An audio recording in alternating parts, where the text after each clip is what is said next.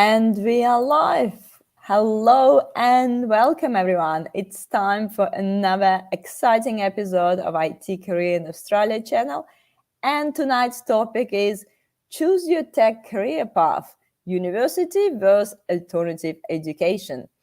Thank you so much, everyone, for finding some time to joining me this evening. Please don't forget to introduce yourself in the comments. Let us know what you do and join our conversations with your questions and comments. Or at least please say hi in the comments so we know that you're here and we know that someone's going to actually ask some questions and comments, which is always nice because it's not fun, than you talking with crickets. So I'm Jana Martins. I'm currently working in IT consultancy myself, and I'm passionate about learning more about the presence and the future of the tech industry, and always eager to share my latest findings with you on this YouTube channel. Tonight we're going, as I mentioned, we're going to talk about universities versus alternative education when it comes to choosing your tech career path. And we're going to compare and talk about pros and cons of different education options, bootcamps, universities, different schools. So if you're in the situation that you're choosing and deciding or what do you want to study and what educational option to choose, that's definitely a video for you. So please make sure to tag and share this video with your friends and colleagues who might be in a similar situation as well. Before I'll pass it over to Jet and Sourabh to introduce themselves, just want to quickly remind you, some housekeepings. We're streaming live on LinkedIn, Facebook, and YouTube. If you missed the stream, don't worry. You can watch the replay by subscribing to my YouTube channel, IT Career in Australia. And I go live there every Wednesday at 5:30 p.m. Melbourne time with various experts from my network. And we're talking about different topics around IT career, job search, and in and outs of the tech industry in Australia. And if you want to make sure you never miss the next show, please join my meetup group as well to receive the invites for upcoming events. And I always encourage you to use this live stream, not only the opportunity to learn something new, but also network with people in the industry. I encourage you to ask as many questions as you like on any platform, but please stay on the topic. Yeah. So we're talking about the, comparison of the universities and alternative education in the tech industry. And as usual, most active participants will receive a, special giveaway at the end of the stream.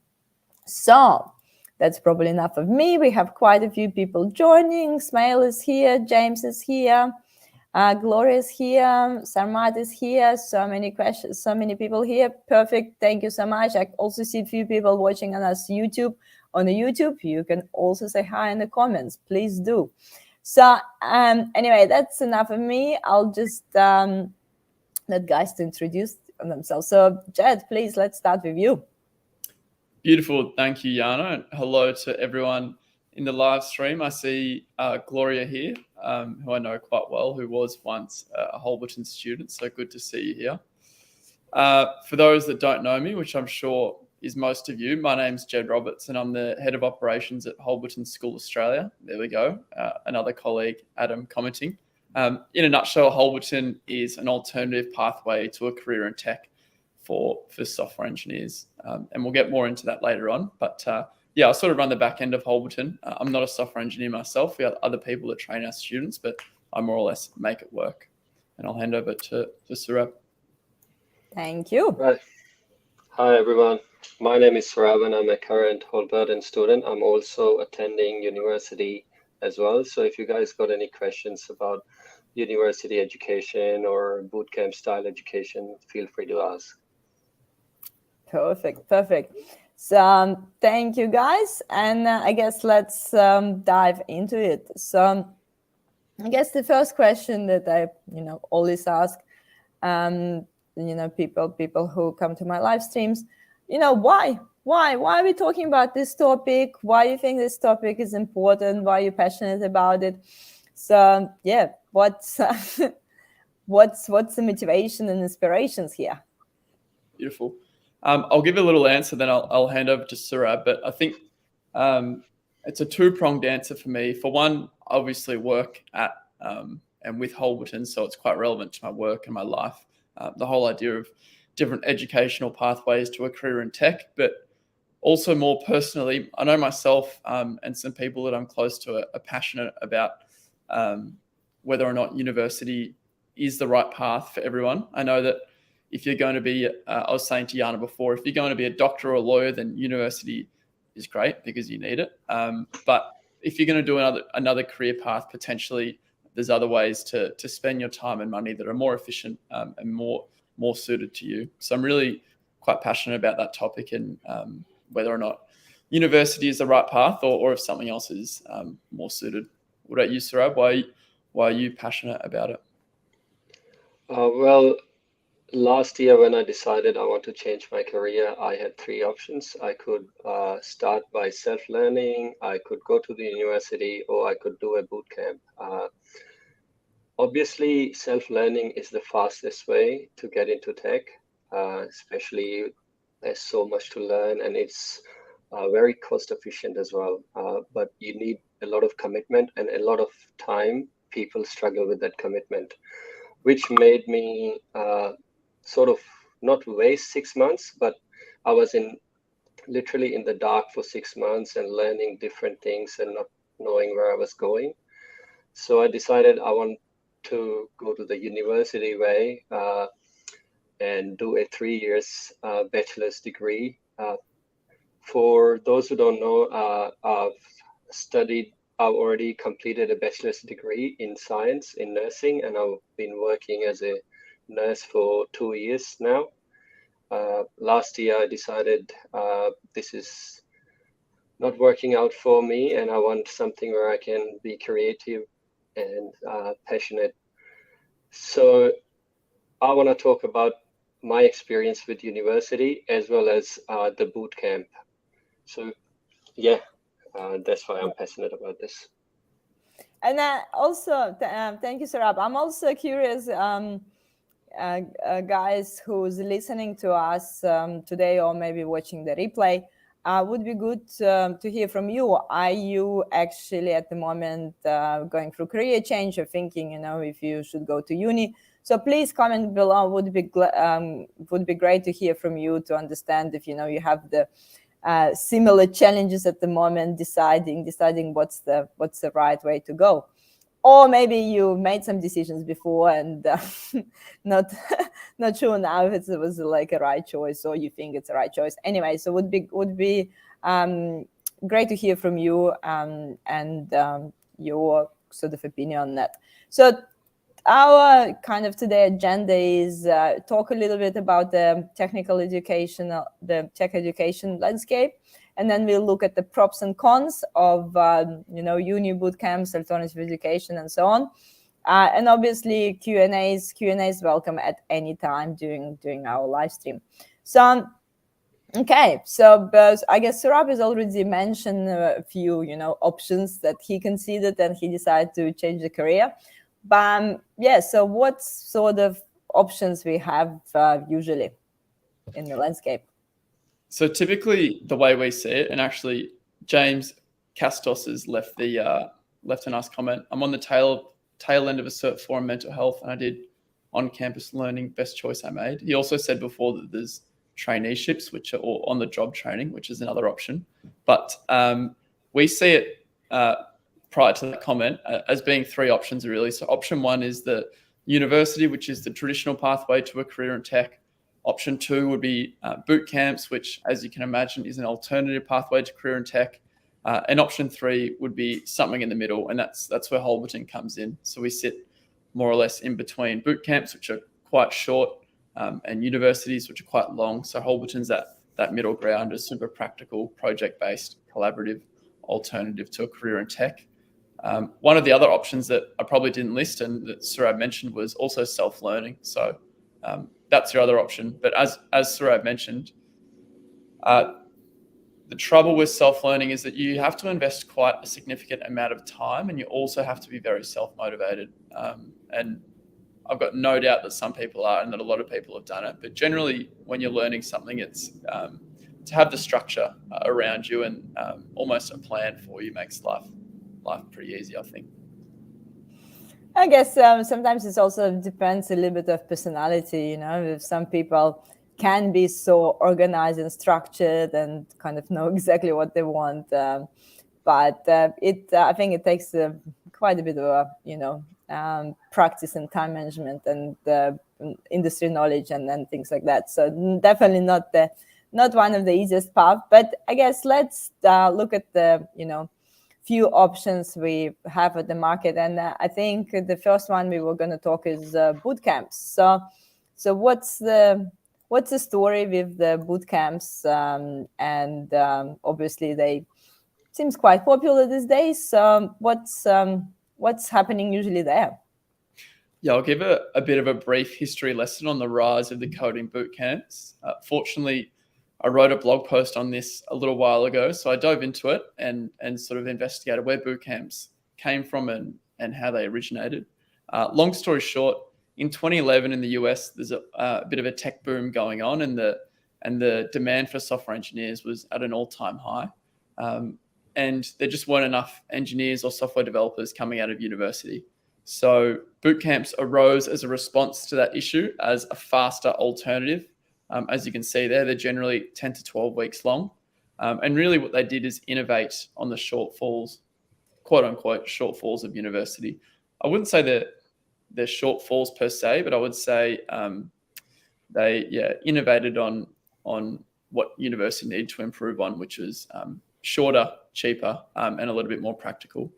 They're actually, I think the first boot camp was launched in 2011 in the US, and it was inspired by General Assembly, who I'm sure a lot of people would know. Initially, General Assembly actually ran career development boot camps, and then eventually transitioned into sort of tech boot camps. So that's the story of the boot camps in a nutshell. And for a while there, it raised an alternative path to a career in tech. Previously, it was, as we mentioned, self-learning or university, both of which have their pros and cons, but the rise of the boot camp provided people with, as I said, a shorter alternative to what is actually quite a long road to a career in tech. Yeah, and I guess it kind of makes sense in terms of being that shortfall of university. So if you really want to quickly learn the really particular technology and add it to your, I guess, tech skills, it makes sense just spend a few weeks in the boot camp and bump it up. So Rob, did you say that you actually went to the boot camp as well? No, I haven't. So for the first 6 months, I did self-learning, and then I went to Deakin for the bachelor's degree. But then I found out that Monash was having a degree designed for career changes, which is a master's degree. Since I already have a bachelor's degree, I thought that would be a better option. So now I'm with Monash. Yeah, makes sense. Okay, so boot camps, I guess, what are the pros and cons of the boot camp, and do we actually need to go to university and do the boot camps in parallel, or can you just go to boot camp and get the job? So I guess what's what's the pros and cons of the coding boot camps? Yeah, I think as you touched on, Jana, boot camps are suited to a certain type of person and to people with certain goals. And I think the same is true for university, the same is true for self-learning, and the same is true for Holberton, as we'll find out. So it's really dependent, the suitability of it is really dependent on who you are and what your goals are. But the overall pros of the boot camp, as we sort of touched on, is that they're fast, they're relatively cheap compared to university. So often you can do a coding boot camp for anywhere from $5,000 to $15,000, which is a lot cheaper than your $40,000 that you might spend at university over 3 or 4 years. There's a low barrier to entry as well. Often to go to university, even to start, say, your bachelor's of computer science, you come in and they expect you to have some prerequisite knowledge in how to code and how to do certain things, which makes it hard to get started. But boot camps aren't quite like that. They generally take you from zero to skilled in X amount of time. And the other pro is that they're highly practical relative to university. So that's one of the shortfalls, I would say, of universities. And I'm sure some people would agree, and let me know in the comments, that university is often very academic and theoretical, and often you leave it without the job ready skills that you need to contribute in the workplace. So that's one innovation that boot camps have tried to implement in their approach to tech education. But then there are cons as well. So even though whilst being fast is good, it also means that they're quite short. So you also lack the depth of training that you might get from university. And generally that means you may only focus on a singular skill or discipline. So you might learn one programming language as opposed to the full stack, which you would learn at university, which means it's not entirely suited to people wanting to change career into tech. It's really good for people that have an existing base in tech skills.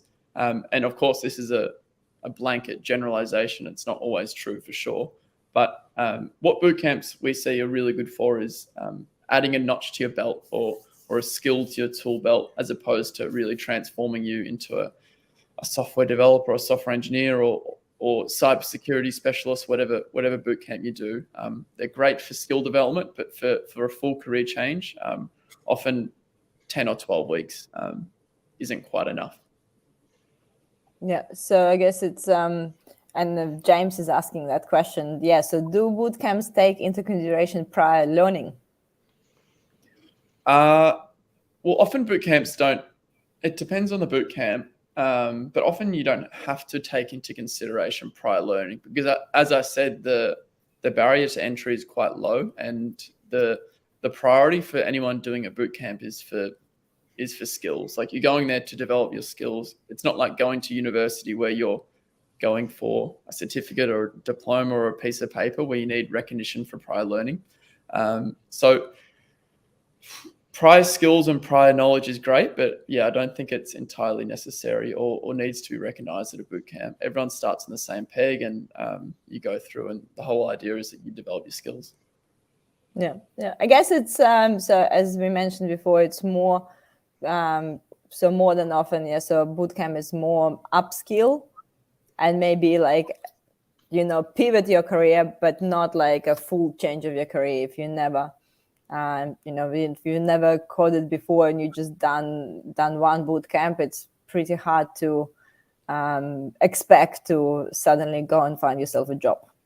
Yeah, exactly. And of course, that's a generalization, and plenty of people would have proved that statement wrong. But I think that's pretty safe to say on the overall. Like, as I said before, learning Python for 10 or 12 weeks isn't going to turn you into a software developer. You really do need to go deeper than that, and you need to continue learning after you go. So I think that's our blanket generalization. Of course, it's not always true, but I think it's a good rule of thumb.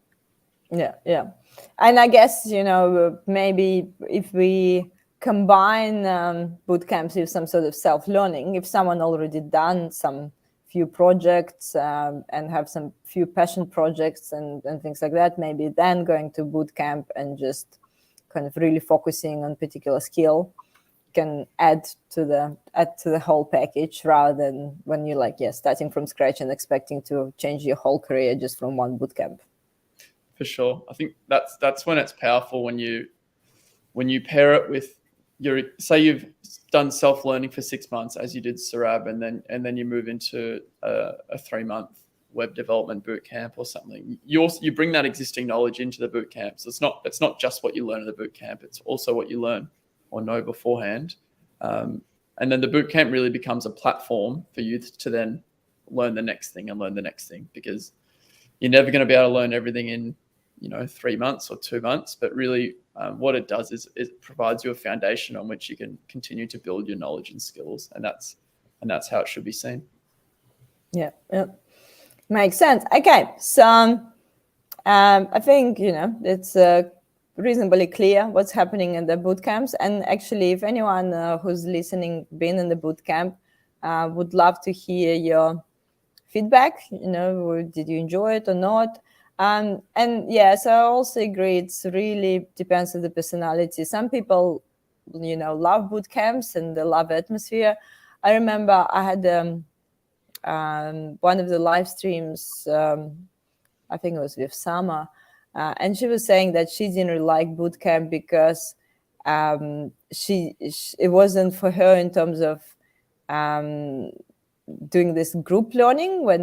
Then it was like a face-to-face one, and she didn't find it, like, the pace was not for her, so she found it quite off-putting because the pace was not didn't coincide with like her pace of learning.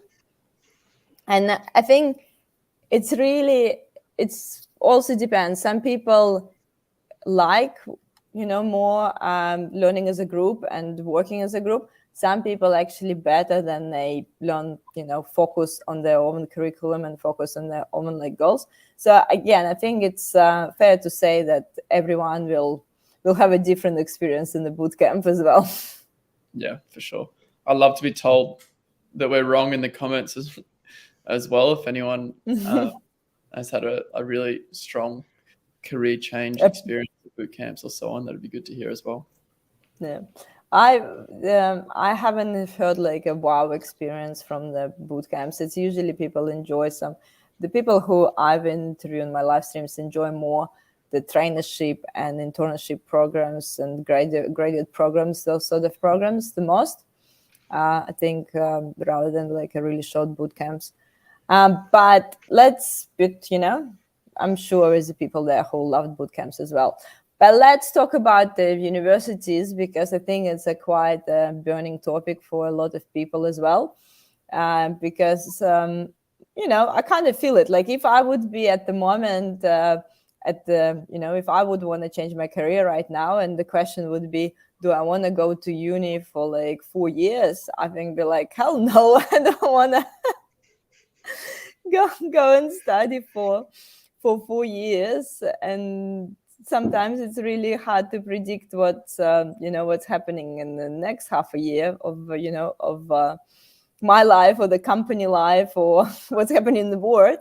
Dedicating 4 years of your life in the university feels a bit like, like a massive commitment. But when I finished school, like I was really happy to go uni, and I really, really enjoy it. And I had the best time at uni, to be honest. It was just like kind of the continuity of education and just the social aspect of that. Like that was like kind of one of the best times of my life, like in terms of the fun bits. But yeah, so I guess, I would love to hear from people on the call as well if they've been at university. And yeah, let's look at some pros and cons and your experiences. Yeah, perfect. Well, I think exactly the same as the boot camps. Like the suitability of the educational path is dependent on you and your circumstance. So for the boot camps, if you want to add a skill to your belt, then do a boot camp, and they're great. For university, what I would say, my opinion, of course, this is my opinion on the slides, but university is really suited for school leavers and young people who generally have the time and need the structure. So that's sort of what you were alluding to, Jana. Like when you first leave school, you have the time to do 3 or 4 years of university, and often you want to do 3 or 4 years of university because it's fun. And so I'm just saying a few comments because it's fun, and you get a lot of pros from it. One of the pros being networking opportunities, access to great resources as well, which are great positives of university. Sourabh, would you have any other pros of university that I haven't mentioned? Well, you sort of mentioned everything, but I would mention a bit more practical things. I like to take everything very practically. So when you're gonna become like a programmer or software engineer, you are not gonna be working on 50 different softwares or languages, which university will teach you in 3 years. They will start from the basics and go very advanced. They will teach you the mathematics. They'll teach you the different programming languages. They'll teach you web dev. They'll teach you networking. But the good thing about something that's more quicker is you can find out something sooner that you like. Let's say I like Python, or maybe I like web dev, and then I do not have to waste time learning the other things which don't really matter once I'm in a job. So let's say if I want to build a website and I'm doing a boot camp which teaches, or Holberton, which teaches web dev, I can sort of focus more on web dev, and which will help me, to make that career switch or get that job sooner and not waste time on learning, million other things, which later on in life I'm not really going to use anyways. Yeah, I think you raise a good point there, Sourabh, which is university is one of the pros is that it's really comprehensive. Like you start from the bottom, and then you work to quite a high level by the end of it over a period of 3 or 4 years, as we touched on. But also what you're saying is part of that real comprehensive education is that often you learn things that you maybe didn't need to know. So you might do a few elective subjects just to fill the gaps, just to get the units on topics that are not relevant to your job and outcome, just in order to tick a box. And you can see that as expanding your learning and your knowledge, but you can also see it as a bit of a waste of time sometimes. Not all the time, of course, but I know one of my friends is doing an accelerated winter subject for university, and it's called design, and they spent 4 hours the other day designing I think it was designing their ideal birthday party, and I think he broke down the cost of it, and he sat in the class for a day, and it cost him $400 to sit in there. So whilst uni is super comprehensive, there's also a lot of wish wash around the edges that you might not need, and the gap between years actually adds up to quite a significant amount of time. So whilst it is 3 or 4 years long, you may only be educated for 2 of those years, and of those 2 years, mainly only a year and a half is actually relevant to what you want to do in your job and your career. So I think that's something to note. And like Jana said a while ago, sorry, Anna, like Jana said a while ago, like tech is changing at a very fast pace. Like every 6 months, the companies are completely switching whatever software they're using. We're getting the languages, this new version of a language every new year. So and universities are still teaching the same technologies that are no longer in use. Like some unis are teaching the curriculum, which is like 3 to 5 years old. I don't think so. That's in nowadays, that's a very practical thing. And you're going to be wasting your time learning the technologies which are no longer used. And by the time you graduate, you might be, you might have a good, base as a programmer. You might be able to pick up things quickly, but you're sort of also going to need to self-learn, even when you're doing like a 3 years degree on top of it, which is, not really a good thing in the end. Yeah. I'm kind of, I think it's, again, we're coming back to a bit of a balance there, because that comprehensive knowledge definitely helps when you go go wide and understand a lot of things. But then on another side, it's not always feasible. And having a few people commenting it as well. I'll bring the comments up in a second. But I kind of feel sometimes the same in terms of I never studied IT. I kind of work IT, but I'm not technical, and I never studied IT. But I definitely acknowledge that I wish I had this comprehensive knowledge of just the wide knowledge of understanding tech in general. But I also understand that, I don't know, at this point of my career, it's not feasible to go and do, 3 years of uni degree just to get that broad knowledge. I really need just really practical things that I can apply, straight away. But if I would be 18 right now, then I would be like, okay, so if I'm doing my YouTube channel and I'm doing these things, I'll go, I don't know, I'll go to uni and I'll get that broad knowledge, and then maybe I'll understand more what area I enjoy the most. So I don't know, I don't think, it kind of feels like it's an age thing now that I just said it. But Yeah. we have a few comments here as well. Like, James saying at my age, doing 6 years course to change the career path was just, not feasible.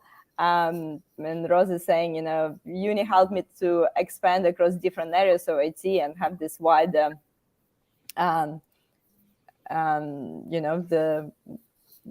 wider knowledge across the industry. And it depends if it's okay if you just want to be a programmer, and you might want to like narrow down your learnings. So I think it's sort of that balance. But for me, unfortunately, it feels like it's related more to the age. So if you're really at the start, university feels like a good idea. But if you in the career switch, it just feels like you already have a mortgage. Why would I go and study for 4 years? Yeah, I think I agree. Yeah. So what we have more in the props and cons there? I think so in the pros, I think we'll just wrap up the pros. And that university is great because it's comprehensive, and if it's really good if you're a bit younger and you have the time to go to university. But for people that want a career switch or want to maybe do it even after the age of, I know 25 is not old, but if you're 25, often you don't want to be studying until you're 28 or 29. It's long. It's also quite expensive, as you can imagine. So a degree in Australia is, roughly 40 grand, depending on what you're doing, maybe less, maybe more. And then, as we've sort of touched on, often the curriculum is a little bit dated, and often it's very theoretical and not as practical. So you learn the theory, but you don't have as many opportunities to, say, apply that theory as you might at a boot camp or at another alternative. But as I think we keep harping on, Yana, it's really dependent on you and your circumstance. If you're coming out of school and you want to study computer science and you have 3 or 4 years, then go to university, because you don't only get, it's not only about the education at university, it's about meeting people and I guess being in a similar spot to your cohort of aged people as well. So you're moving through life with people that are at a similar life point.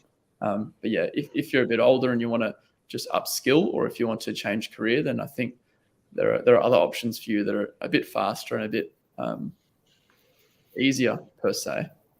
Yeah, I think what frustrates, because at some point I wanted to do my master's, and I went back and I did a few subjects, and then I'm a bit like, maybe not. What frustrated me the most, and I went back to uni just to do the master's, that general knowledge actually did frustrate me, because I felt like I really want to be really specific about something. And another thing was, you already have, if you already have a bit of a working experience, you start, so you're there for different information. You feel like you want to listen to different information and you want to apply it straight away. But when you just sort of finish school and you learning about the world in general still, and you looking at some ideas and stuff, so you still like a sponge, and you get all the information in, and then you make your own choices as you go. But I think once you already have some sort of work experience and stuff, some of the uni curriculum can be frustrating. Again, I never studied IT, so I can't comment on IT, but there's definitely been a few subjects that have just been so general, and you're like, okay, so how am I going to apply anything here? I think you highlight a good point there, is in that when you were doing your master's, you were doing it for the knowledge, not as much for the piece of paper, although I'm sure that the piece of paper is like the cherry on top, but you're really doing it to learn, because your career might not be excelled that much, or your life might not change that much if you have a master's, but what you're really chasing is the knowledge and skills.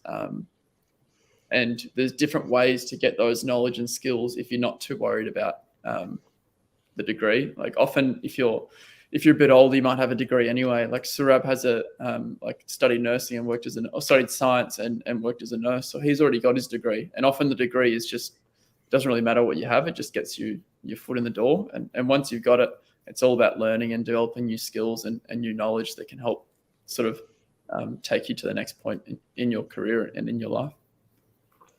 Yeah, yeah. So, yeah, I guess as we mentioned, there's a props and cons and everything. And I think that you asked me this question also before in terms of from the job searching perspective, do you actually need to have a uni degree or not? And I'm actually really curious if there is any recruiters or hiring managers on the call. I would be really curious to know if you, when you're looking at the people's resume, like how much attention actually you pay to the uni degree. So now if I put my, subjective opinion there, I think I only, like when I look at the junior position, I probably more pay attention to what uni they went and, sort of what they're doing now. Yeah, and if someone just only did bootcamp versus uni, so you probably call the person who did the uni here. But I think when you're looking at some sort of senior options, you never really look what university they finish. So if person been in the industry for, over 5 years, you're not going to go back and see like, oh, what did they actually study before? So it kind of like, I don't know, for me it becomes irrelevant when it's past this kind of middle level point. I know that some, for example, my general manager really like people who finish UTS, and he thinks that it's reliable uni, and he would look people make the preference if a person finished IT at the UTS rather than another university. So I think like again could be quite subjective. Have you noticed anything trends in the industry? Myself, I think Yep. with early last year, the Tech Council of Australia released a report saying that Australia needs 1.2 million people in tech by 2030, which is an increase of 650,000 people on top of the number of people that are already in tech, which is a lot. That's more than the total number of teachers, hairdressers, and plumbers in Australia at the moment combined, which is a lot of people that need to move into tech. And one of their, I guess, solutions or options to achieving this goal is for companies to become more open and more welcoming and accepting of alternative education. Because, say, just in software engineering, for example, which is an industry that I know quite well, I think we produce 6,000 software engineers a year, which is just nowhere near enough. So in order to meet the demand, companies have to be open to the alternatives. And I know a few companies that we work with, REA is one of them, Reese is one of them. They're hiring students out of Holberton because they acknowledge the utility and the relevance, I guess, of different pathways when you really need tech talent, and even when you don't. I think companies are really starting to accept on the same merits alternative pathways to career in tech. So I think it's changing for sure. Yeah, the Rose is saying, I'm not saying it's right or wrong, but some companies don't employ people without a degree in IT. And I'm sure there is still companies out there who would put it as a requirement, as a hard requirement. But yeah, as you mentioned, Jed, I think things changing because I think it's basically because things just moving so quickly these days. The landscape changing so quickly. What you study a year, it's already a year ago. It's already irrelevant. It's a new thing, and it's So could be quite hard to keep up. But it also depends, if you have a solid foundation from the beginning. But I don't know, when I finished school, it was not even a question going to uni or not. So it was just given, like, you finish school, you go to uni. So like I didn't even look to any alternative option ever. It was just clear path that was really clear. And I think obviously I did it back in Russia, but it was definitely the funniest thing. I think in Russia, a lot of companies back then put the higher education as a must-have for a lot of positions. But actually, it was not really important which higher education you have. It's more like just need to have higher education. Like we don't care what you finish as long as you finish something. as long as you can show that you have ability to learn and you have kind of the higher education and have some sort of broad understanding of the number of subjects. Yeah, I think that's a very relevant point. Often university now is like the degree is just your foot in the door, and then once you're in the door, then you can flex your muscles or flex your coding fingers once you get into the interview or the technical test. So I know a lot of our students at Holberton, like Sourabh included, has a bachelor's degree, or you might even have a master's, Sourabh, I'm not sure. But yeah, a bunch of our students have, or probably 70 to 80% of our students have a master's degree or bachelor's degree, and a few of the masters as well. So the whole idea behind, I think, alternative education a lot of the times is that it's the addition to what you already have. It's not the full alternative coming out of university. Though that's not to say that you can't just do an alternative education and still get a job as well. Yes, I'm cautious about the time. So guys, let's talk about, Holberton School. Just let us know what you guys actually do, and what's the props and cons of this. Yeah, for sure. I'll try and fly through this because it's not as entertaining of a subject as the last ones. But I'll do Holberton in a nutshell. So we're a project-based and peer learning based software engineering school. So as you can imagine, we're an alternative pathway to a career in tech. As I said, it's all project-based. So our students do 2 to 5 projects every week that are pushed to them via our intranet.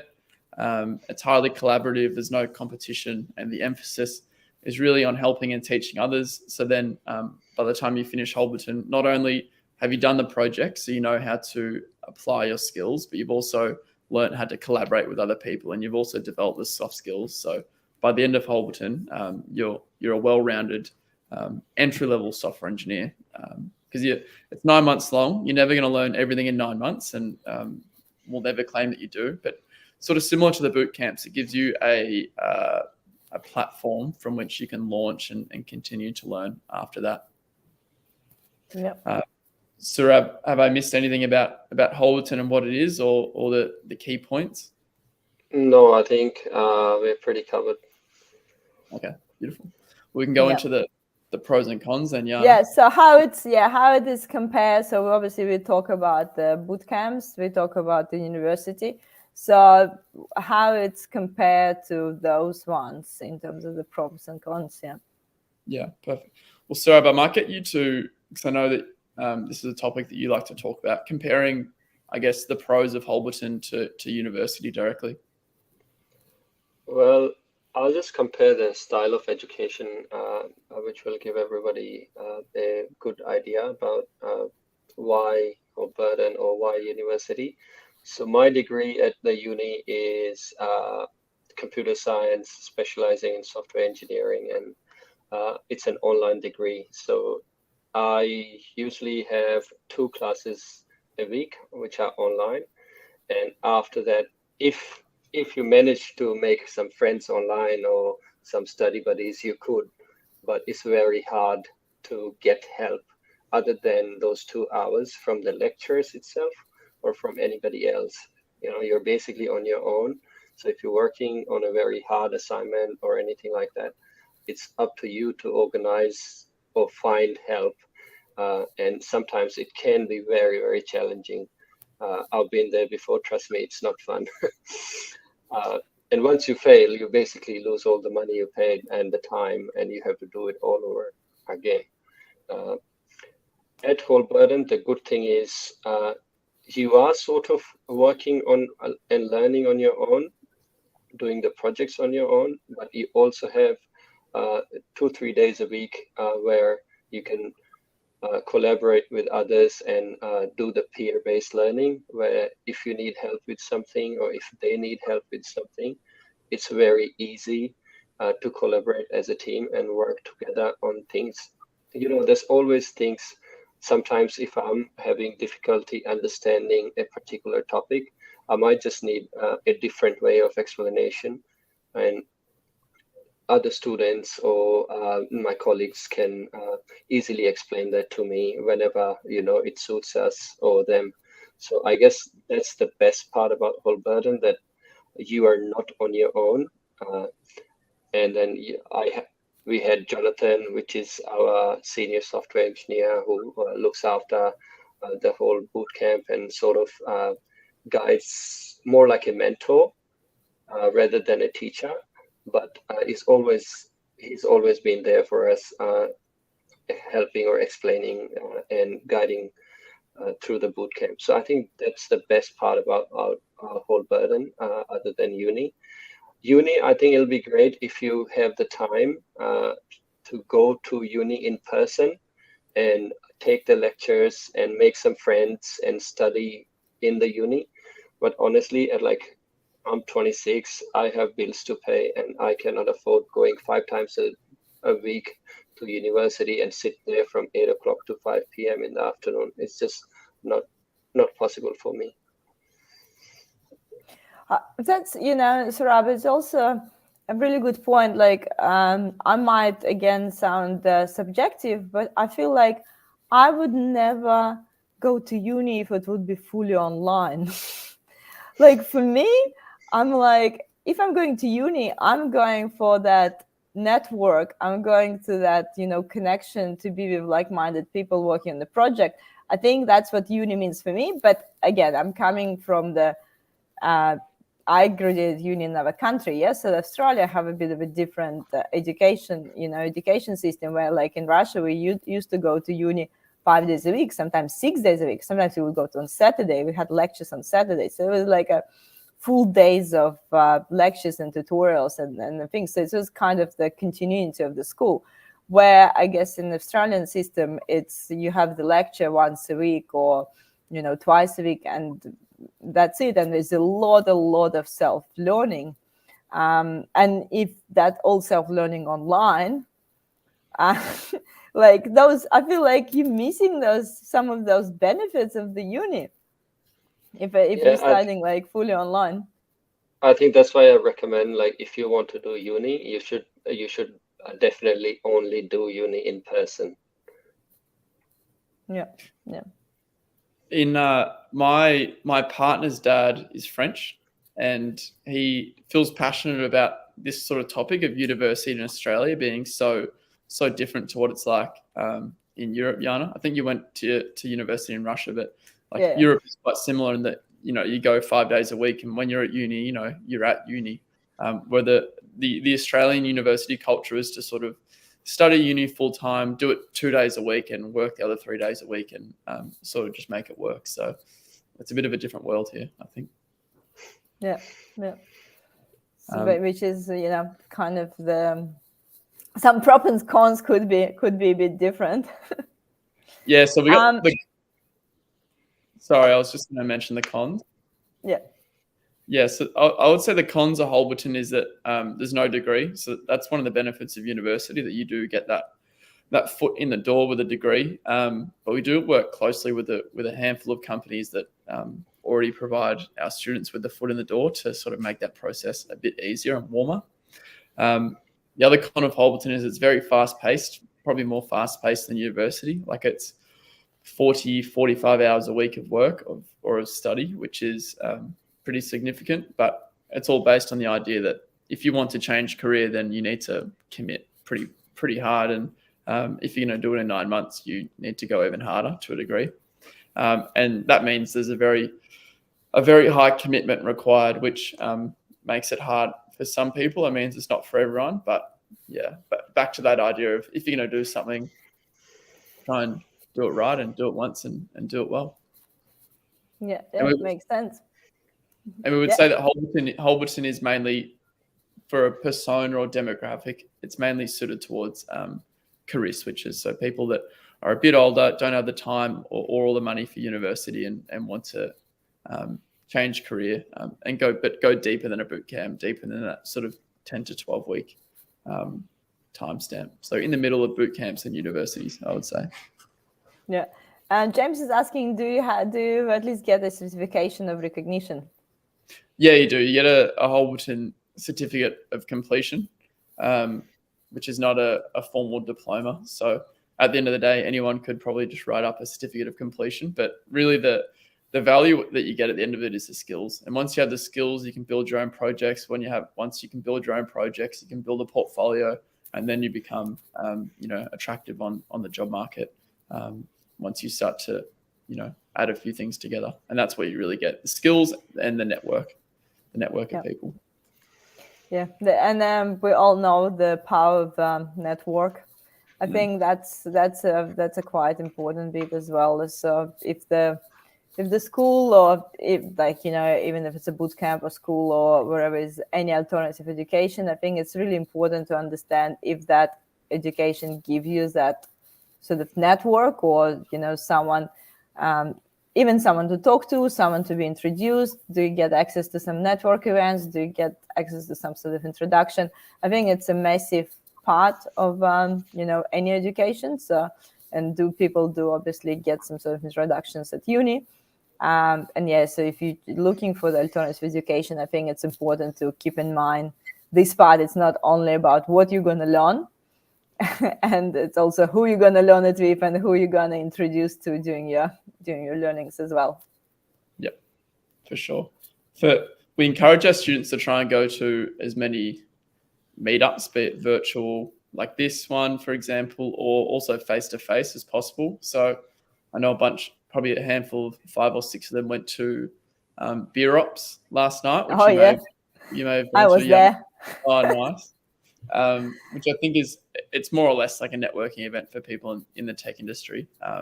But the fact that they're in a cohort of people and that they know each other and they're friends with each other meant that, if one person goes, it means that 2, 3, 4, 5 are going to go. So they go as a group because they know people and they have friends. Yeah, give a bit of more confidence here. Not everyone feel comfortable, going to events. But BOps was like 1,200 people there yesterday.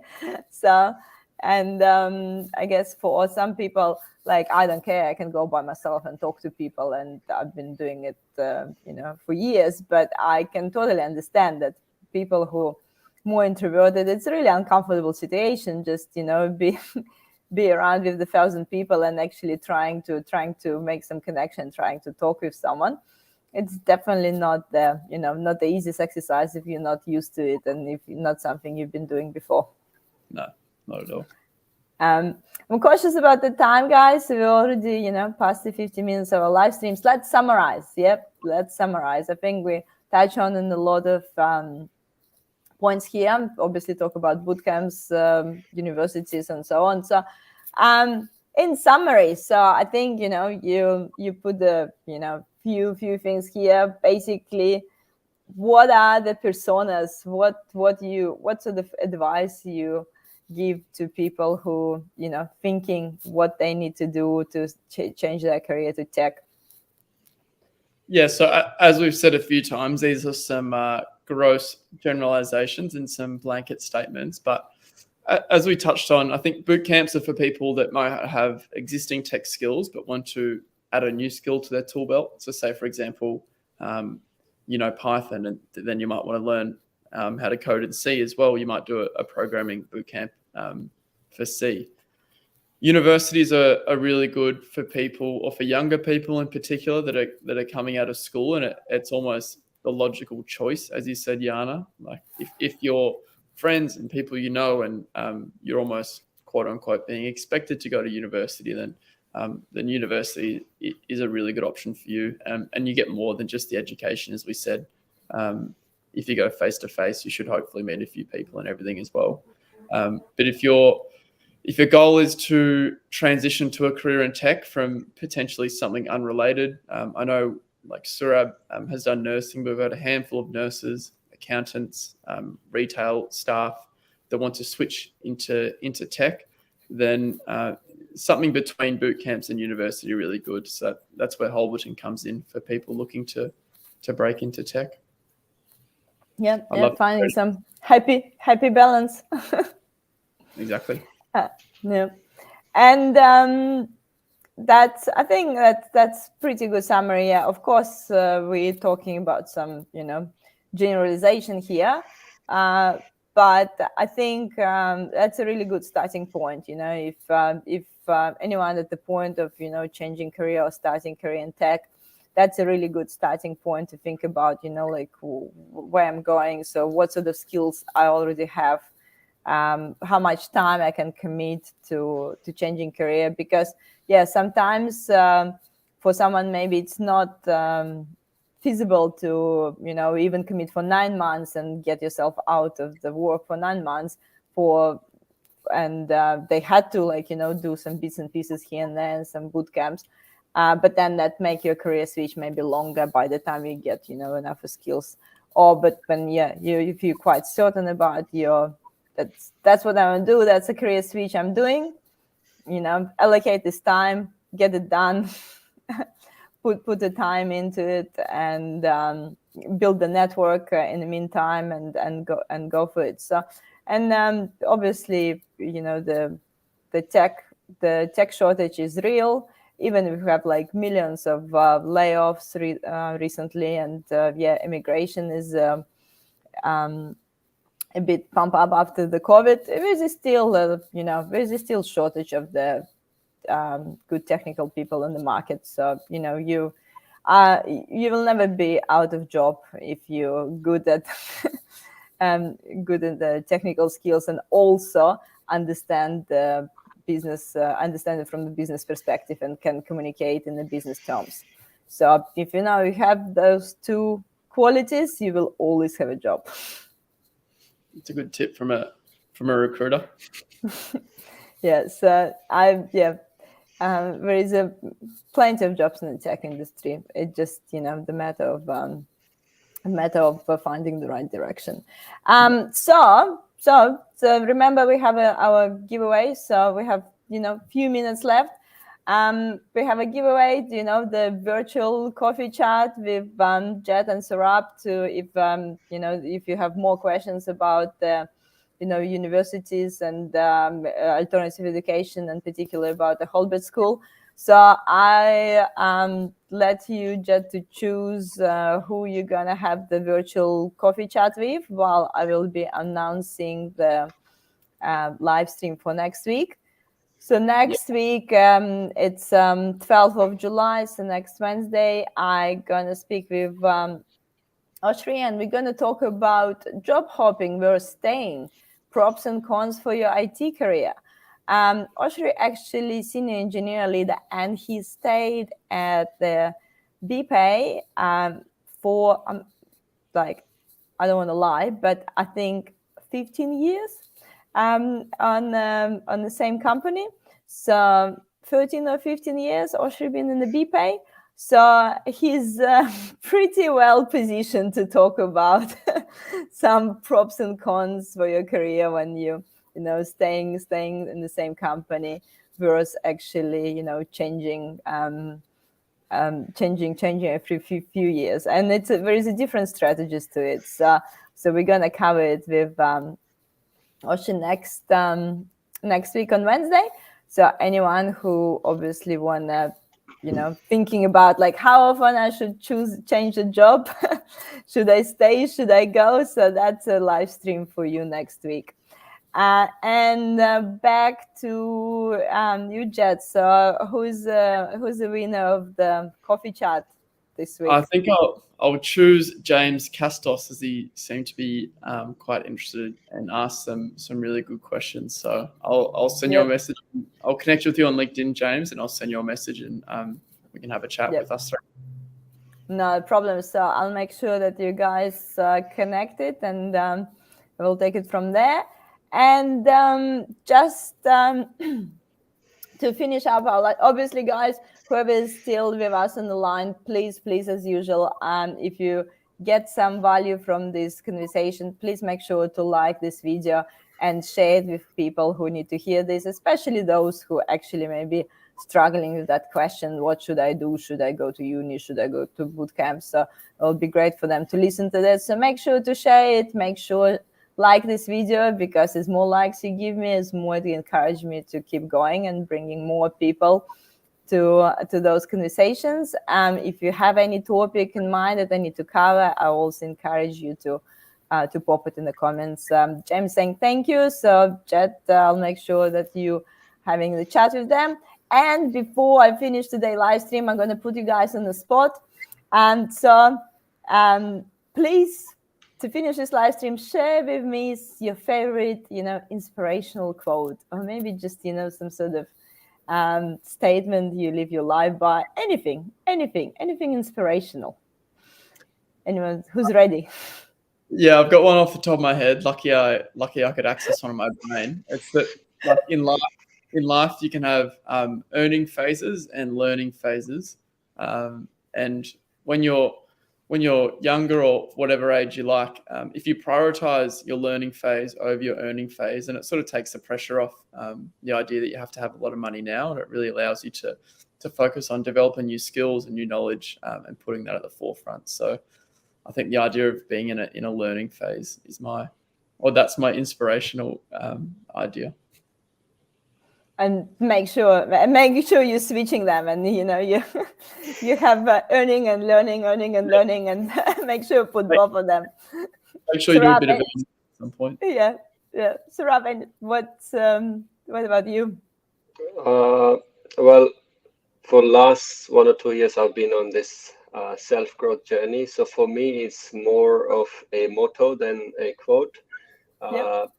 It goes as this: I want to make the rest of my life best of my life, in all aspects. So not just career, just personally as well, and work on myself as an individual.